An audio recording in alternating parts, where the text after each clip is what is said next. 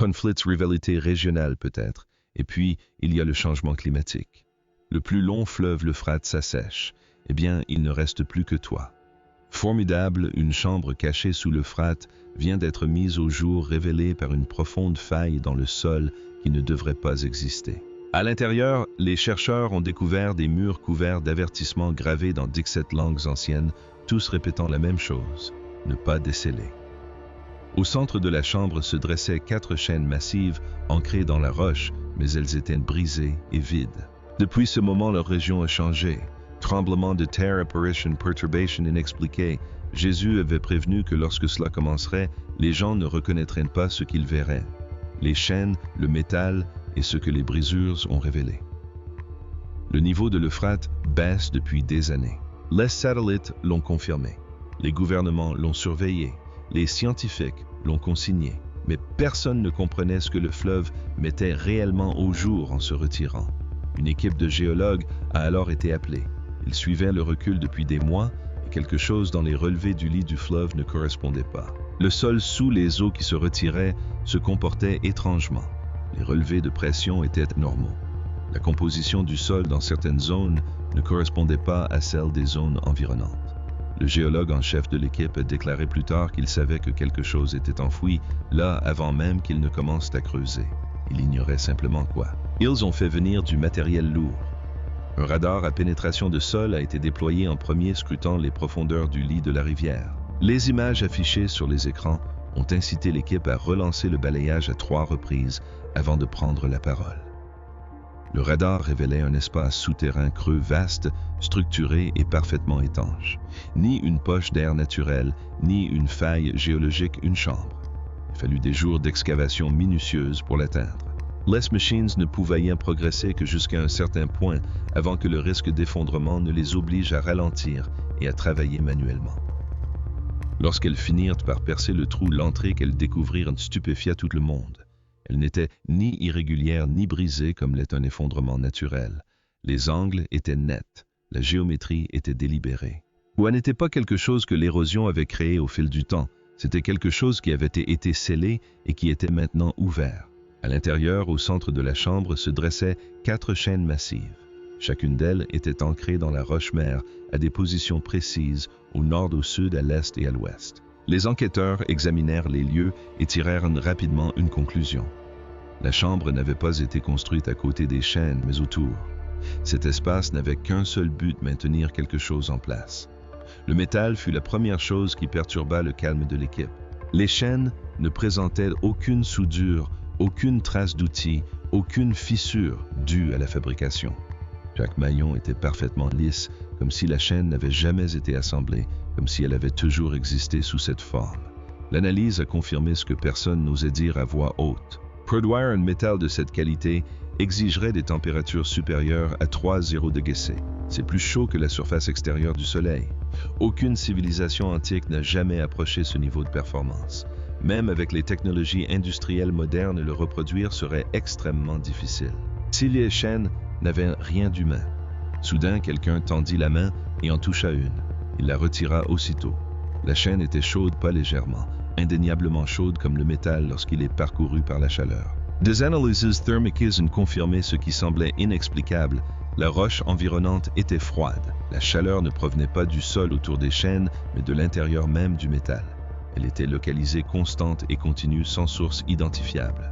Quelque chose générait de la chaleur à l'intérieur de ces chaînes, apparemment depuis des milliers d'années, sans rien aux alentours pour expliquer comment.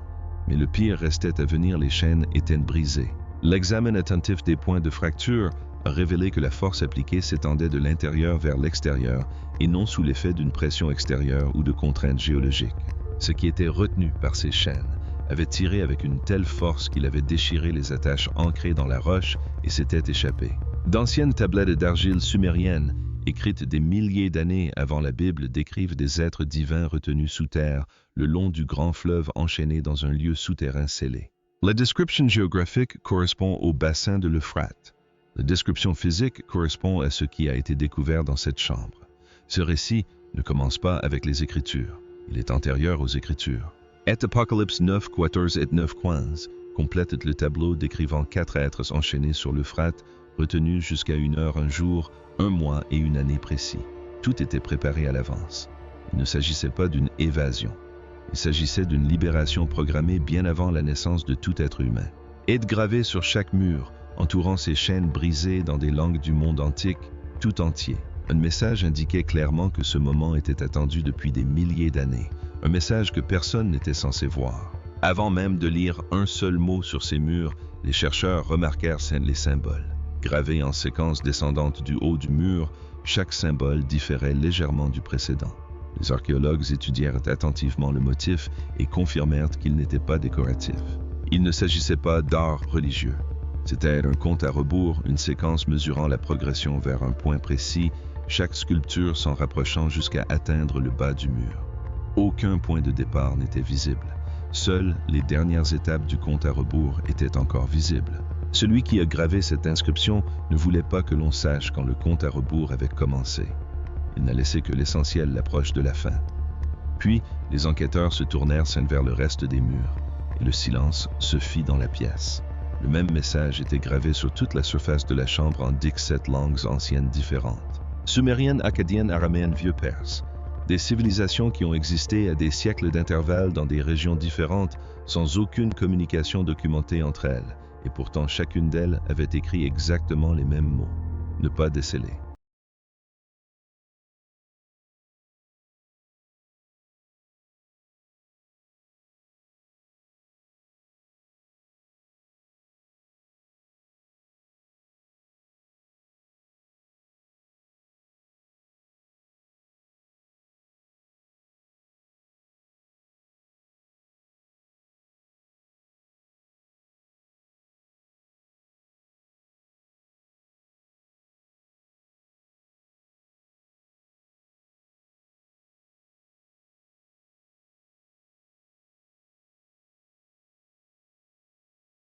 L'audience a été maintenue jusqu'à l'heure prévue.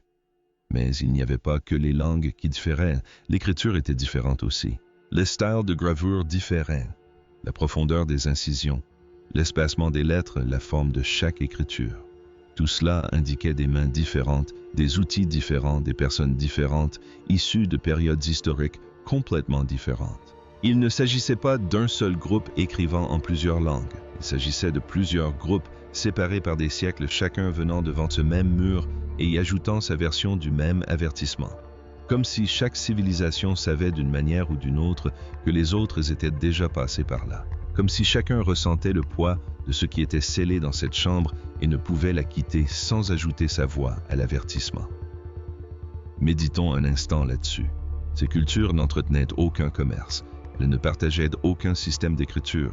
Certaines n'ont même pas coexisté. Pour que le même message apparaisse dans toutes leurs langues, à l'intérieur d'une même pièce, il a fallu une coordination. Une coordination qui a traversé les siècles et les civilisations pour s'assurer que cet avertissement existe dans toutes les langues importantes. Et quoi que ce soit, cela n'a jamais été signé. Dans tout le monde antique, chaque inscription importante mentionnait son auteur. Les rois gravaient leurs titres, les prêtres gravaient leurs dieux. Personne n'écrivait d'œuvres significatives anonymement, mais cet avertissement ne porte ni nom, ni sceau, ni revendication d'auteur. L'absence de signature sur un message aussi coordonné n'est pas un oubli. C'est une forme de terreur en soi. Le livre d'Enoch, texte si important qu'il est cité directement dans l'épître de Jude du Nouveau Testament, apporte ce contexte précis. Il décrit l'emprisonnement d'êtres appelés les veilleurs, une catégorie d'entités non humaines puissantes, soumises à un ordre divin. Il est clairement indiqué que des avertissements ont été gravés sur le lieu de leur emprisonnement afin que les générations futures puissent reconnaître l'endroit et savoir qu'il ne faut pas intervenir. La chambre correspond à ce récit dans ses moindres détails structurels. Daniel 12 rapporte que Dieu a dit aux prophètes que certaines paroles resteraient scellées jusqu'au temps de la fin. Apocalypse 5 décrit un rouleau qui ne pourra être ouvert qu'au moment opportun. Ce schéma se retrouve dans toute la Bible. Certaines choses n'ont pas été perdues pour l'histoire. Elles ont été délibérément préservées, cachées et mises sous clé jusqu'à un moment précis où elles étaient destinées à être découvertes. Ce moment est arrivé. Le compte à rebours est terminé. La chambre fut ouverte. L'avertissement fut lu. Et selon la logique même de l'inscription, l'heure fatidique n'approche plus. Elle est arrivée. Les civilisations qui ont gravé ces murs n'ont jamais vécu assez longtemps pour voir ce contre quoi elles mettaient en garde. Ils ont néanmoins écrit dans toutes les langues qu'ils pouvaient atteindre pour des gens qu'ils ne rencontreraient jamais. Un tel niveau d'urgence à travers autant de cultures différentes aurait dû suffire à faire cesser tout le monde. Mais la chambre était ouverte. Et dès que les enquêteurs franchirent le seuil, l'espace intérieur leur fit comprendre que quelque chose savait déjà qu'ils étaient là. L'atmosphère de la chambre. Dès que les enquêteurs pénétrèrent dans les chambres intérieures, quelque chose changea. Non pas progressivement, mais instantanément. La température a chuté si rapidement que la respiration est devenue visible en quelques secondes. Du givre commençait à se former le long des parois rocheuses. L'équipe a vérifié les relevés effectués dans la roche plus profonde, entourant la chambre, et n'a rien trouvé. Aucun refroidissement, aucune baisse de température, aucune explication. Le froid régnait uniquement à l'intérieur de cet espace précis, au contour net, comme si quelque chose le maintenait activement, comme si la chambre était maintenue froide intentionnellement. Puis, l'air commença à se comporter étrangement. Les niveaux d'oxygène fluctuaient d'une manière que les systèmes de grottes scellées ne produisent tout simplement pas. Des composés chimiques ont été détectés dans l'atmosphère alors qu'ils n'ont rien à faire dans un espace souterrain clos. Il ne s'agissait pas de sous-produits de la chimie des roches ni de la décomposition géologique. La décomposition laisse des traces chimiques. La respiration laisse des traces chimiques. Chaque processus biologique laisse une trace dans l'air ambiant. Si ces composés étaient présents dans une chambre scellée depuis des milliers d'années, c'est que quelque chose les avait produits. Quelque chose y respirait. Les membres de l'équipe ont commencé à le ressentir avant même que les instruments ne confirment quoi que ce soit. Les premiers symptômes furent des vertiges. Puis, un ralentissement de la pensée, une lourdeur dans les membres et une sensation persistante d'oppression thoracique malgré des mesures de pression normales. Leur corps réagissait à quelque chose que l'appareil n'était pas conçu pour mesurer. C'est là que la science ajoute un élément inquiétant plutôt que de l'expliquer. Les infrasons sont des sons qui existent en dessous du seuil de l'audition humaine. Des études ont montré que certaines fréquences infrasonoraises, en particulier celles situées autour de Dix8 à Dix9 Hz, provoquent des sentiments d'angoisse intense, la sensation physique d'une présence à proximité, des troubles visuels, des nausées et une désorientation. Les effets ressentis par l'équipe à l'intérieur de cette chambre correspondent précisément à une exposition aux infrasons. Cela ne rend pas la situation moins effrayante. Au contraire, elle l'est davantage, car quelque chose générait cette fréquence à l'intérieur d'un espace souterrain scellé et resté fermé pendant des milliers d'années. Et puis, sous tout cela, ils sentirent une pulsation. Les instruments détectèrent une vibration rythmique provenant du dessous du plancher de la chambre. Ce n'était pas un séisme, ce n'était pas une interférence mécanique due à un équipement. Le mouvement se répétait à intervalles réguliers et constants, lentement et patiemment, comme une force immense, respirant profondément sous la pierre. Il n'accélérait pas, il ne ralentissait pas. Il continuait simplement imperturbable et délibéré, totalement indifférent à la présence de l'équipe au-dessus de lui. Chaque anomalie dans cette chambre fonctionnait dans des limites définies. Le froid s'arrêtait au seuil. Les composés chimiques étaient confinés à l'air scellé. L'impulsion provenait directement du dessous du plancher et de nulle part ailleurs. Il ne s'agissait pas d'une grotte naturelle au comportement anormal, quelque chose patiemment en attente sous ce sol. Et le sol de cette chambre avait déjà livré son témoignage le plus troublant des empreintes de pas écrites dans la poussière immobile depuis des siècles. Le sol de la chambre était recouvert d'une fine couche de poussière de pierre. Il n'avait pas été touché depuis des siècles. Ni effondrement, ni mouvement d'eau, ni courant d'air ne l'avaient affecté.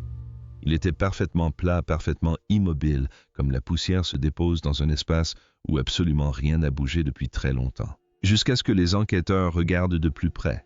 Des empreintes de pas étaient imprimées dans cette poussière intacte. 4 séries, chacune claire, structurée et délibérée. Elles montraient un impact précis du talon, une pression au milieu du pied et la propulsion vers l'avant.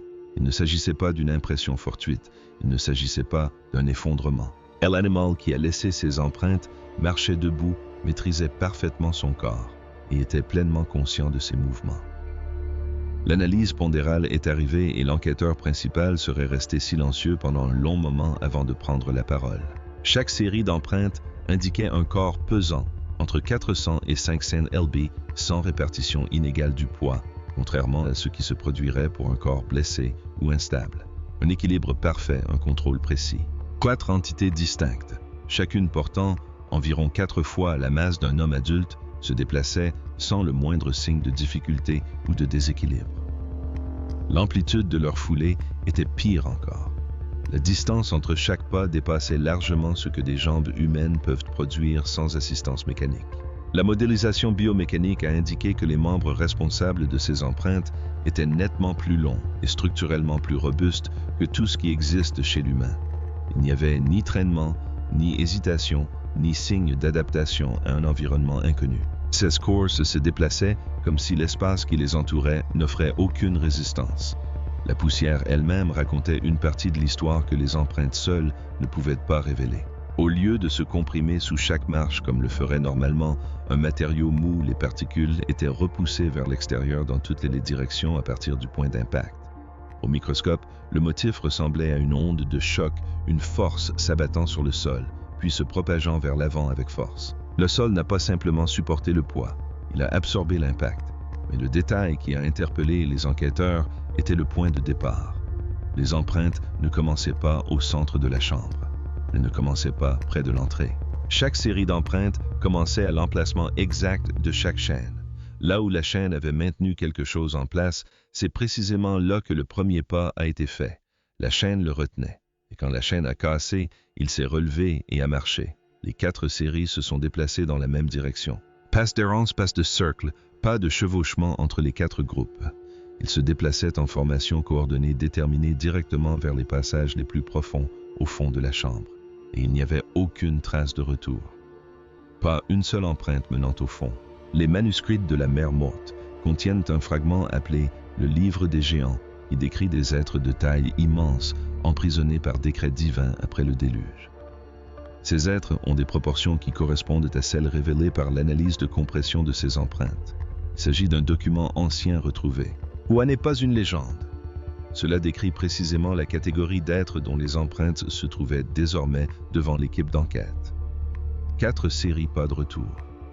Ils s'enfoncent plus profondément dans un système de grottes dont les études géologiques confirment la connexion avec un vaste réseau souterrain. Ils ne se sont pas enfuis à l'air libre. Ils se sont enfoncés plus profondément sous terre, guidés par une direction précise, coordonnée et animée par ce qui ne pouvait être décrit que comme un plan établi avant même que les chaînes ne se brisent. Et lorsque l'imagerie thermique a été envoyée dans les parties les plus profondes de cette grotte, l'une d'elles n'était pas encore allée bien loin. L'entité, ce que la caméra a trouvé, se tenait dans l'obscurité. La caméra thermique a été envoyée dans une partie de la grotte qui avait été considérée comme totalement inaccessible. Aucun enquêteur n'y était entré. Aucun équipement ne l'avait atteint. Le signal est revenu et l'opérateur a retenu son souffle un instant. Quelque chose se tenait là. La signature thermique n'était pas une distorsion. Ce n'était pas une erreur d'équipement. Elle était structurée, cohérente et correspondait sans aucun doute à la silhouette d'un corps. Debout immobile, il a ensuite lentement changé de position. Il était conscient de la présence de l'appareil photo. Ses proportions ne correspondaient à rien dans les données biologiques connues. Les membres étaient d'une longueur bien supérieure à celle de l'être humain. Le haut du corps était large et conçu exclusivement pour la puissance, au détriment de l'équilibre et de l'agilité.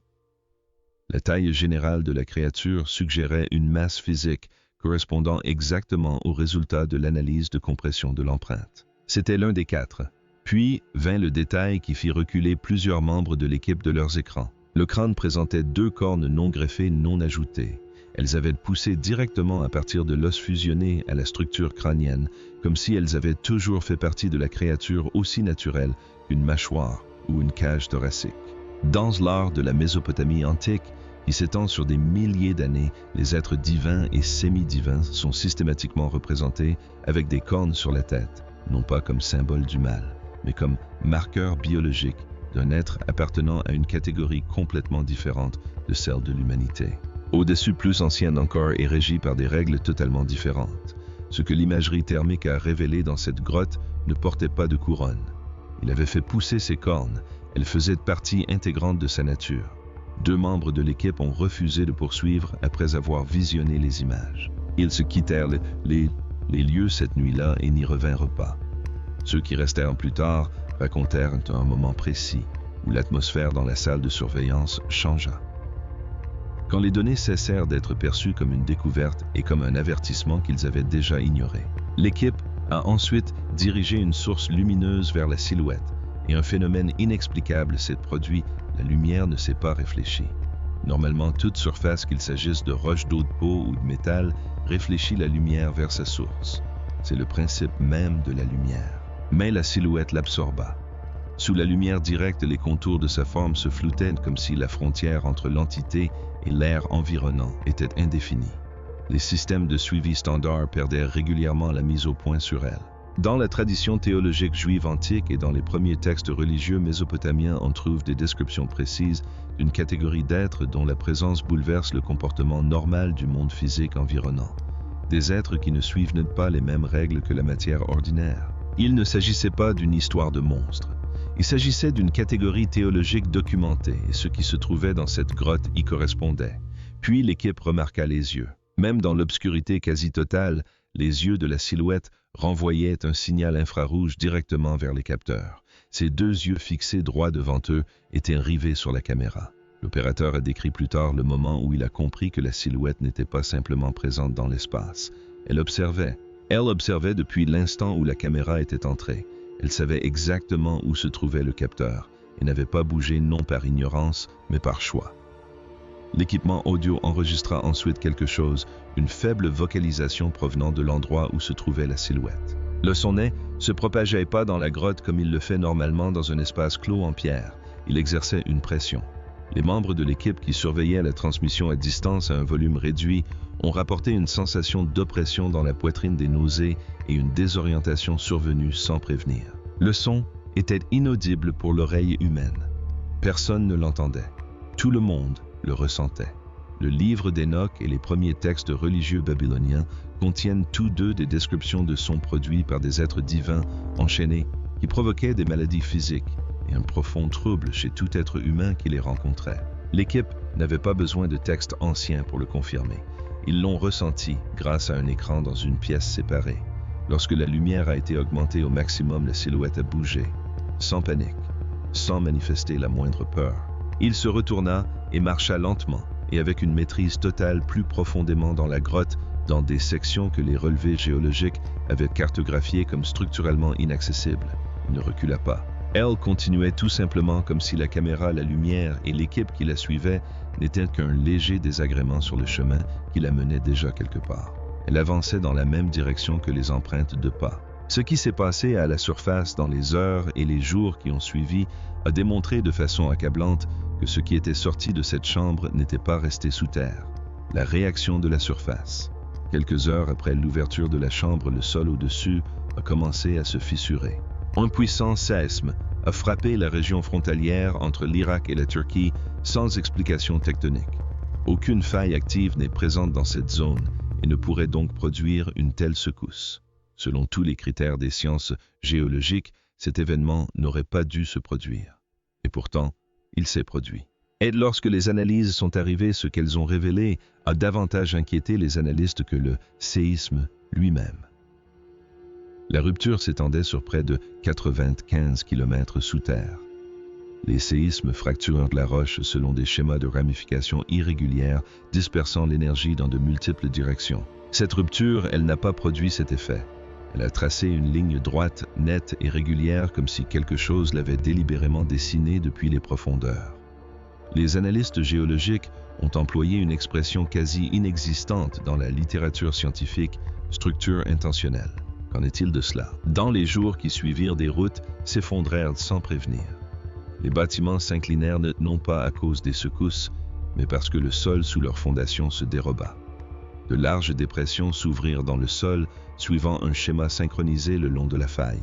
Était lorsque l'imagerie thermique a été pointée vers la ligne de faille, des signatures thermiques géométriques sont apparues sous la surface pulsant à intervalles contrôlés. Le même schéma d'énergie contenue qui avait été documenté à l'intérieur de la chambre elle-même. En surface de systèmes orageux se sont formés en Turquie, en Syrie et en Irak sans aucun avertissement météorologique. Les rivières sont montées plus vite que ne le laissaient présager les précipitations totales déferlant sur les villes comme sous l'effet d'une pression souterraine. Les systèmes électroniques situés à proximité des zones d'anomalie ont connu des défaillances sans cause identifiable. Les communications ont été interrompues. Le système de navigation a dysfonctionné. L'alimentation électrique a fluctué dans des zones où l'infrastructure n'a subi aucun dommage physique. Le profil de défaillance spécifique correspond à ce que les agences militaires et de renseignement ont documenté dans des évaluations classifiées de phénomènes aériens inexpliqués. Ce qui perturbait les systèmes électroniques au sol et ce que les gens voyaient dans le ciel n'étaient pas deux événements distincts. Plusieurs témoins dans différentes villes et sans aucun contact entre eux ont rapporté avoir ressenti la même chose au même moment. Une lourdeur soudaine, une perte de lucidité, une terreur sans cause apparente. Quelque chose affectait directement la perception humaine sans passer par un moyen identifiable par les sens. Les animaux l'ont perçu avant même que tout instrument ne le fasse. Les chiens ont refusé de quitter leur abri. Les insectes nocturnes ont disparu de régions entières. Le bétail s'est immobilisé. De nombreuses espèces sont capables de détecter les infrasons et les variations électromagnétiques bien en deçà du seuil de perception humaine. Lorsque des animaux d'une vaste région cessent toute activité simultanément, ils réagissent à quelque chose de réel. Ils ne voulaient rien avoir à faire avec ce qui se déplaçait dans cette zone, puis le ciel est apparu. Des silhouettes lumineuses ont été signalées se déplaçant à vitesse constante au milieu de violentes tempêtes, totalement insensibles au vent qui détruisait les structures au sol. Ces observations se concentraient aux moments les plus intenses de la tempête. Les perturbations dans l'air et la présence au-dessus arrivaient simultanément. Chaque anneau de perturbation remontait au même point la chambre, les chaînes brisées, les passages ouverts. Pour comprendre pourquoi tout cela se produit sur ce fleuve précis, il faut comprendre la signification de l'Euphrate depuis la première page des Écritures jusqu'à la dernière, et pourquoi Jésus a désigné ce moment précis par son nom. La convergence, le fleuve, la prophétie et l'avertissement laissés par Jésus. L'Euphrate n'apparaît pas par hasard dans la Bible. Dans Genèse 2,14, il est cité comme l'un des 4 fleuves d'Éden qui faisait partie du monde originel avant la destruction. Il ne constituait ni une frontière ni un avertissement à l'origine.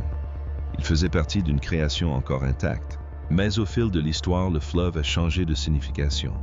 Dieu avait dit à Abraham que la terre promise s'étendrait jusqu'à l'Euphrate à son extrémité. Elle marquait la limite extérieure de la bénédiction. Puis, lorsqu'Israël a désobéi, le peuple a été emmené en exil au-delà de ce même fleuve. La frontière de la bénédiction est devenue le chemin du jugement. L'Euphrate a toujours été la limite entre ce que Dieu protège et les conséquences qui se profilent de l'autre côté. À l'époque où l'Apocalypse fut écrite, le fleuve jouait un dernier rôle. Apocalypse 6:12 dit que le fleuve s'asséchera pour préparer la voie à ce qui viendra ensuite. Non pas au sens métaphorique, mais comme un événement concret, les satellites confirment depuis des années que le niveau du fleuve baisse sensiblement. C'est l'accomplissement d'un signe précis, consigné dans le dernier livre de l'Écriture qui se réalise en ce moment même. Apocalypse 9:15 ne décrit pas 4 êtres surnaturels génériques. Dans l'exégèse biblique et les textes juifs anciens, ces 4 êtres constituent une catégorie spécifique d'entités associées au jugement à l'échelle civilisationnelle liées à l'Euphrate, car ce fleuve marquait la frontière du monde connu dans la cosmologie antique. Leur scellement scellait cette frontière. Leur libération la fait disparaître. Ce qui se passe à l'Euphrate n'est pas un événement local. C'est la plus ancienne frontière de l'histoire humaine qui est en train d'être détruite. On a demandé directement à Jésus à quoi ressembleraient les signes de son retour. Sa réponse se trouve dans Luc 21. Des nations en détresse, la mer qui gronde, des peuples qui s'effondrent de frayeur à la vue de ce qui va arriver au monde.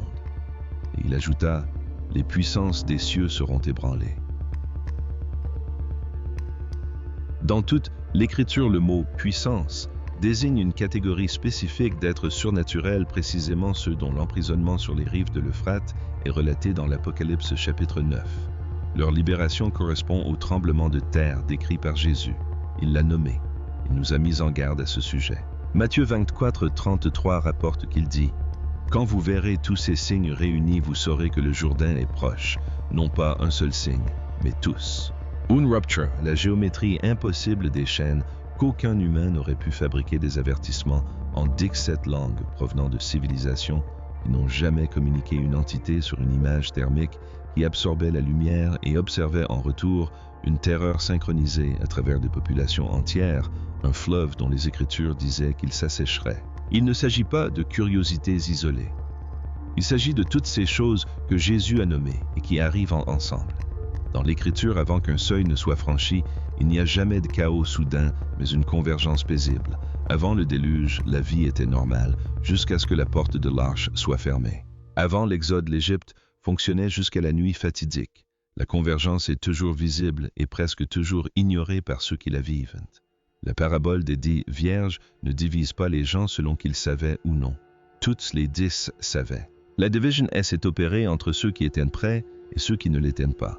Ce qui a été mis au jour sous l'Euphrate, dans la terre, dans le ciel et au cœur même de l'expérience des populations de toute la région n'est pas une révélation pour quiconque a lu attentivement ces lignes.